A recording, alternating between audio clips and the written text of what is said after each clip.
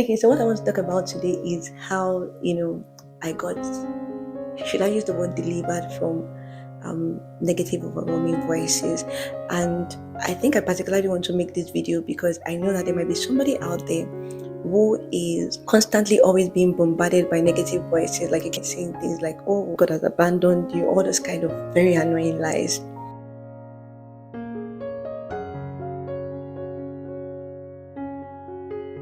You're not alone at all. And yes, those negative voices are real.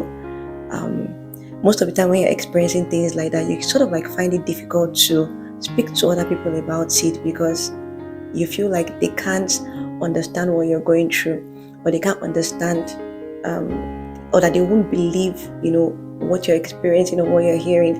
But I want you to know that you're not alone. But what is even more real, or should I say realer, what is more real than the negative voices that you're hearing is the word of God. So I'll just, very quickly share my own experience. So there was a particular point in time where my mind was bombarded. Like I was so frustrated in that season that I literally felt like I was a walking corpse. Like I felt like, when you feel like somebody's, you won't know, you won't know what that feels like. Jesus name. But when it feels like um, when it feels like someone is alive but dead, it was terrible. And then the worst part about it was that I couldn't really tell anybody about it because how do I want to explain it? You get how do I want to explain that to somebody? So I remember one day I just came across the scripture that says that if the spirit of him who raised Christ from the dead dwells inside of you, he who raised Christ from the dead will also quicken your mortal body. People of God, when I saw that scripture, like I felt like that was the only lifeline I had. Because my thought process was like, if the spirit of him who raised Christ from the dead dwells inside of me, he who raised Christ from the dead will also quicken my mortal body. And at that point, I know this might sound like an exaggeration, but at that point, I literally felt like I was dead. So that scripture was like a lifeline. And I wasn't exactly even feeling, there's a way you can be feeling that, oh yes, or you can be conscious of the Spirit of God inside of you. But in that moment, I wasn't even conscious. But what I knew was that the Word of God, that's the Bible, right, is Spirit and is life. So I told myself that if I can just be, since the Word of God is Spirit and is life, if I can just be speaking out the Word of God, this Spirit and life, the same way it raised Christ from the dead, it will also quicken it will also quicken my mind. It will raise me from the dead, literally. That was my thinking process.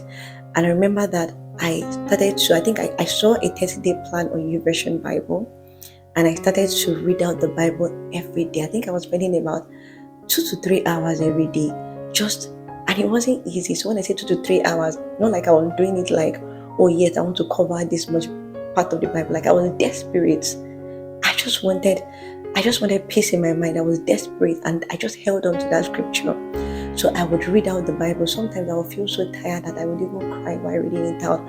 But I just knew that God cannot lie. The word of God cannot shall lie. So I stood on that word, and I continued to read out the Bible, every single day. It wasn't easy, but I just knew that this thing just has to work.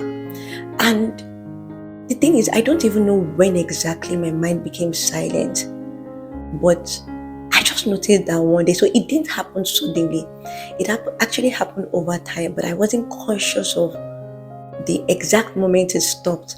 But more like I came to a realization one day, and I was like, oh my gosh, this thing has actually ended. There was peace in my mind. Not just peace, there was clarity, there was like an awakening of vision.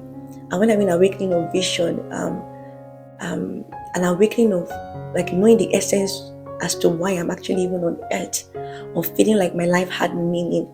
And it felt like it was all of a sudden, but it really wasn't all of a sudden. It was just that I came to a point where I just woke up and realized that, oh my gosh, my mind is silent. I'm no longer hearing the rubbish voices that will be so loud, that'll be saying so many negative things. So that's why I feel like there's nothing anybody can tell me. The word of God, that Bible that we carry up and down, like the word of God is so powerful. That experience really, really, like, it did something to my heart, that I knew that the word of God can change anything. So I just want to encourage you, like if you're someone who is experiencing something like that and you feel like, oh, I'm alone, you're not alone. One of the things that the enemy will try to do is to isolate you, to make you feel like, oh, I'm all alone, there's nobody. And that's where, people start to even think of, contemplating suicide or even wanting to self-harm and do so many things. But I want you to know that the word of God is very potent. It is very, very potent. If you're someone who is experiencing those kind of overwhelming negative voices, right? And that scripture comes to mind even as I'm speaking. And the scripture says that, it's not against flesh and blood, yeah, but against principalities and powers. That but the weapons of our warfare are not carnal, but they are mighty to the pulling down of every stronghold, every thought. I love it in amplified version, that scripture in amplified version, to the pulling down of every stronghold, every thought, every imagination that exalts itself against the knowledge of God, every reason, every perception. So the word of God, like just speaking the word of God is potent, like it's literally is spirit. Let me not add literally to it. It is actually spirit, right? And just speaking out the word of God actually pulls down every thought, every perception, every voice in our mind that tries to exalt itself against the knowledge of God.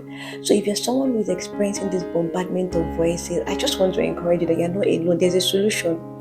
It might feel hard, but I want to challenge you to start to meditate on the word. You don't even have to know which scripture to meditate upon. Like I shared my experience, I just started from Genesis because I didn't even know, it's not like I knew that, I had a particular scripture I wanted to confess. I saw that scripture that said that, if the spirit of him who raised Christ from the dead dwells inside of you, it would also quicken your mortal body, right? So I just knew that, okay, the word of God is spirit, and I just started to read out the Bible. So even if all you can do is just read out the Bible, just keep speaking the word, and you would see, like, I want you to try it. I want you to try it. You might have tried every other thing, tried a lot of things, and it has not worked. But I want you to try the word of God and just start to speak it out, and you would see how it's going to silence every thought of your mind. And in order to help you to also on this journey of victory to overcoming these thoughts, I also put in the description. I put together a playlist that contains a lot of very helpful messages. I think one of them is a message, I think two messages from Apostle Aramel that talks about the battlefield of the mind. I love that message, and I feel like it's going to be very beneficial. So if you could take some time, if you're watching this and you've ever experienced anything like that, I want you to take some time to listen to that playlist. Try to listen to the playlist, and then to also help you, because I know that most of the time we sometimes know what to do, but we just need like someone to hold our hands to basically help us put what we've learned into action. So another thing I've done is to create a coaching workbook to help you on this process, and you can get it for free in the description button. So if you know somebody who needs this, please send it to them. Send the video to them. You can copy the link to the playlist and send it to them, or send the workbook to them as well. I think with that, I'll come to the end of the video. And this is very funny because I think I prefer speaking this way, like freestyle, because I always try to write down the content of what I say before I record, just so that I don't miss the points I want to say. But I think I'm enjoying this freestyle speaking. So yes, thank you very much for watching. I think I've said everything I'm supposed to say. Yeah. Thank you very much for watching. Please send this to somebody that you know that will find this very, very helpful. Please like, subscribe, and comment, and share your experiences as well in the button below. Thank you.